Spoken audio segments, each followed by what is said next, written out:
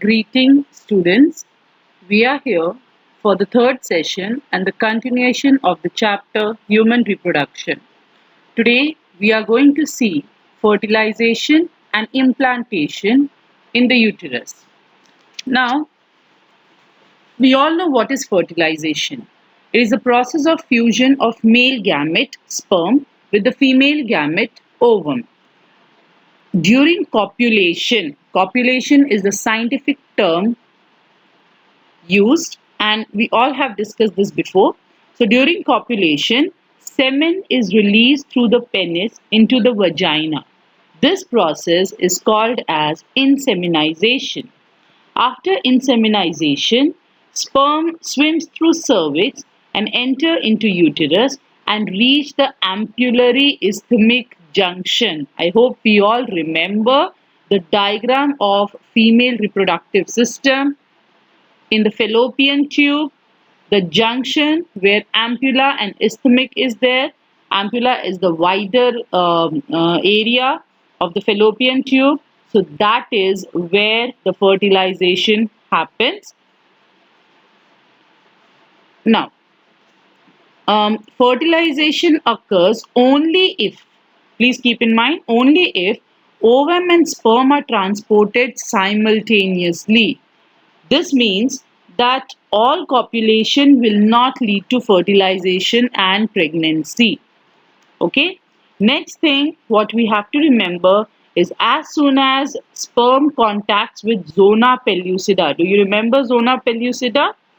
That's the after corona radiata, the second layer of the ovum is the zona pellucida. So it, once the sperm touches it or contacts it, it induces change in the membrane that blocks the additional entry of the additional sperm. So this is a very important step because it ensures that only one sperm fertilizes the ova.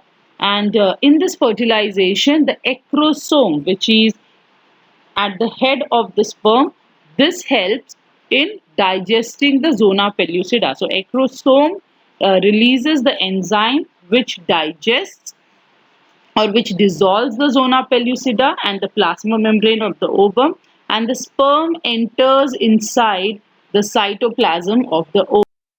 Okay, so here you can see the structure of sperm, though we have already discussed this in detail. The head region has the acrosome that releases the digestive enzyme, and then you have nucleus which contains the haploid chromosome. The sperm collar has mitochondria which gives energy, and the tail helps in swimming. Here in this slide, you can see very clearly how the inseminization happens. That is the release of semen, sperm along with the seminal fluid, which is given or which is released by the glands of the male reproductive system.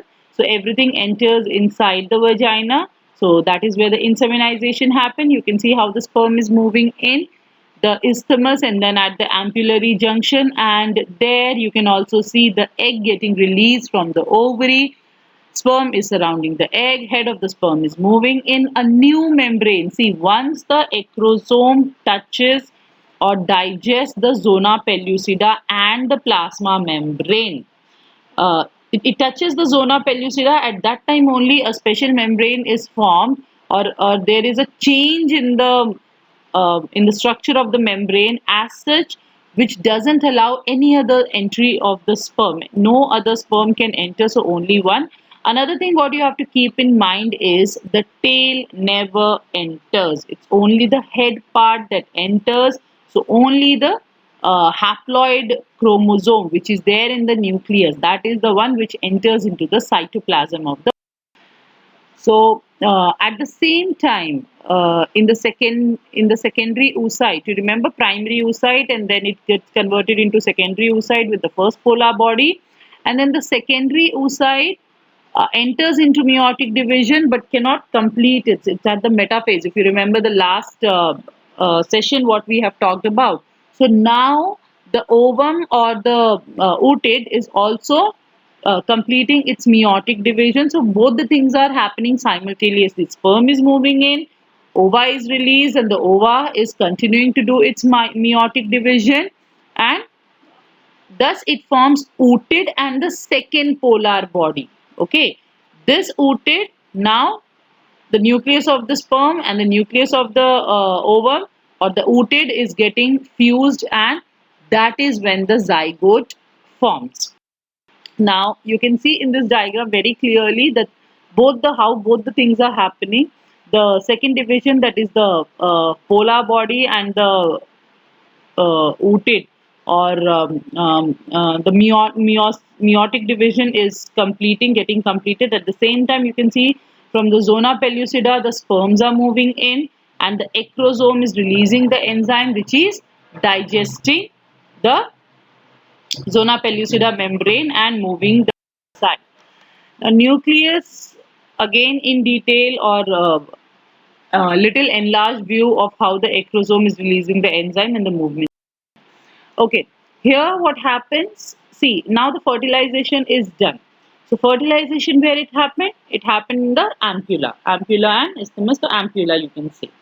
Now, once the fertilization is done and the zygote is formed, the zygote enters a series of mitotic division. Now, only mitosis will happen. That is, the number of cells will divide and they will increase in their number. And this increase in number is called as cleavage. Cleavage. This is a very important board point of view. Say it's an important question. And then in this cleavage, you have different stages. In your syllabus, we are only going to see the stages till blastula. Okay, so zygote is a single cell wherein it's a diploid, because the haploid of ovum and the haploid of sperm, it got together, and that is how we got the diploid. So that, but it's a single cell. Now after mitosis, it enters into the 2-cell stage, 4-cell stage, 8-cell stage, and then a cluster of mass which is called as morula, and then blastocyst. This is only for your understanding again. Sperm and ovum, zygote is getting formed, 2-cell stage, 4-cell stage, morula, blastula and gastrula. Only till blastula is what we are going to discuss. Now look at this slide. It's a very important slide because this diagram goes in your classwork, comes in your board exam as well.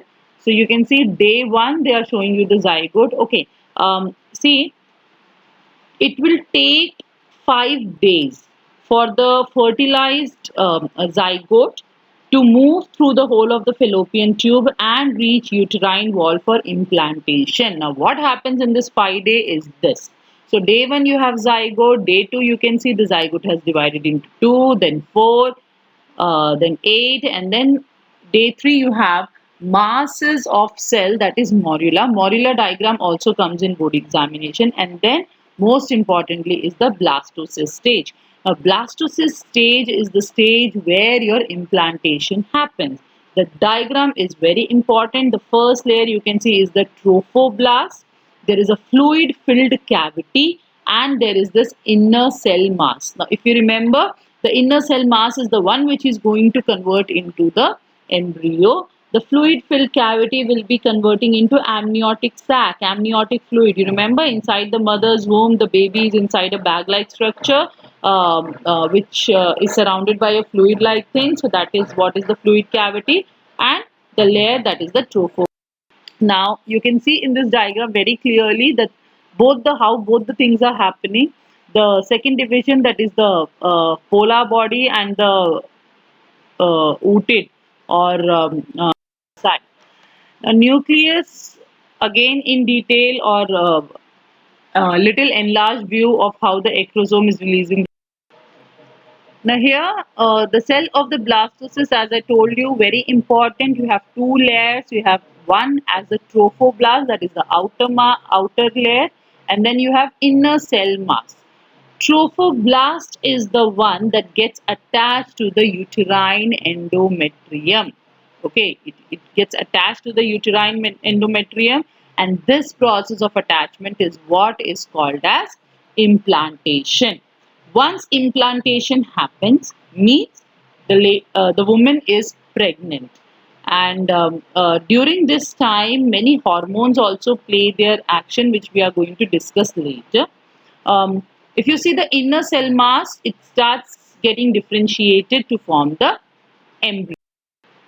Now, if you look here in this particular slide, again, this is only for your quick revision. You can see day 0, zygote formation, that is day 1. Then you have the cleavage starting, 2-cell stage, 4-cell stage, early morula, late morula is what they are saying. And then you have trophoblast. Just look at the trophoblast. That is the blastocyst stage, the outer layer, that is the trophoblast. The inner fluid filled cavity is what you can see, and you can see implantation happening at the uterus. Just look at this uterine wall. Yeah, you can see the implantation that has happened. And I told you the inner cell mass is the one which is going to divide. So these cells are filled with the stem cells. The stem cells which can form all the other parts or organs of your body. Any kind of cells, any kind of tissue, and any kind of organ. So this happens for this whole process to take, it takes some around 6 to 7 days for the fertilization and then the implantation to happen inside the woman's body. Now, here I need not explain a lot. Sex determination, you all know how it happens. You all have a very clear idea in grade 10. You went through all these, so I'm not going to go much in detail. You all know that human contains 2 sets of chromosome, autosome, that is the other 22 pairs of the chromosome, and then the sex chromosome. In the female, the sex chromosome is present as XX, and in the male it is XY. And when the ova is getting produced, it's a haploid. So 22 autosome with only one X, and here in the sperm we'll have 22 autosome with one either X or Y. On what is going inside or what is fusing with the ova, you have your zygote. So zygote can either be female or a male. Depending on that, you also have other chromosomal diseases that we are going to see later in the next chapter, where you have XXY or things like that. So what are these disorders? We are going to see that later. Now, moving on, this is the last slide where you can see the trophoblast again in the mast cell, and the fluid, it is there. You can see how beautifully it is getting. You have the villi like structure. See, in the placenta, what is placenta? If you remember your grade 10 very clearly, there it was a special disc shaped tissue which is there to attach with the a growing embryo. The villi like structures are there towards the embryo, and towards the mother is the blood vessel. So you can see the whole thing. Amniotic cavity, I told you, that gets developed, and this cavity may see the fluid is taken sometime to find out the genetic disorder. So about this also we'll see later in the um, next. Again, one of your comparisons where you can see how the trophoblast, inner mast cell, and the uterine wall. So trophoblast is the one which gets attached from the here. Now this is important. The trophoblast forms finger-like projection that is called as villi or the chronic villi, and this is how the placenta is formed, which later on develops as umbilical cord. Thank you.